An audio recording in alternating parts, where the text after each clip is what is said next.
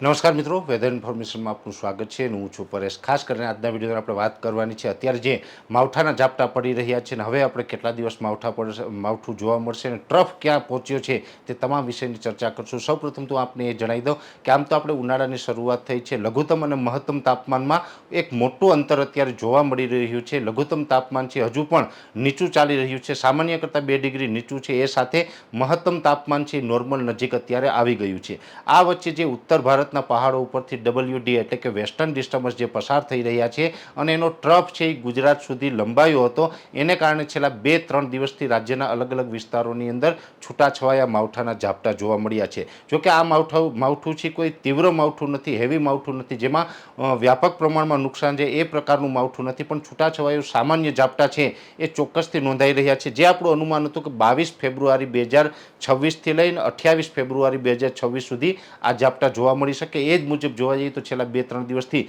ઝાપટા નોંધાઈ રહ્યા છે અને એ ટ્રફ હતો, હવે એ ટ્રફ છે અત્યારે અરબ સાગરમાં પહોંચી ગયો છે. એટલે ગુજરાત ઉપરથી જે ભેજ હતો એ હટી અને અરબ સાગરમાં આવી ગયો છે અને અરબ સાગરની અંદર 750 HPA લેવલે એક સાયક્લોનિક સર્ક્યુલેશન પણ બની ગયું છે. એટલે સાયક્લોનિક સર્ક્યુલેશન છે એ ભેજમાં કન્વર્ટ થઈ રહ્યું છે અને એને કારણે હજુ પણ 2 દિવસ સુધી સૌરાષ્ટ્ર અને કચ્છના દરિયાઈ કાંઠાના ભાગોની અંદર વાદળછાયું વાતાવરણ અને છૂટાછવાયા ઝાપટા નોંધાઈ શકે. અત્યાર સુધી આમ જોવા જઈએ તો દરિયાકાંઠા વિસ્તારની અંદર તીવ્રતા ઓછી હતી, માવઠા નહોતા જોવા મળ્યા, પણ હવે આવનારા 2 દિવસ સુધી સૌરાષ્ટ્ર અને કચ્છના દરિયાઈ કાંઠાના વિસ્તારમાં પણ છૂટાછવાયા ઝાપટા નોંધાઈ શકે છે. કેમ કે એ જે ટ્રફ હતો ને એ ટ્રફને કારણે જે ગુજરાત ઉપર ભેજ આવેલો હતો એ હવે ગુજરાત ઉપર થઈને હટી અને હવે અરબ સાગરમાં આગળ નીકળી ગયો છે. એટલે એ ભેજ છે અરબ સાગરમાં આગળ નીકળે છતાં પણ હજુ 2 થી 3 દિવસ સુધી છૂટાછવાયા ઝાપટાના રૂપમાં આપણે અસર થતી રહેશે. પણ અહીંયા આપણે દરરોજ કહી રહ્યા છીએ એ જ મુજબ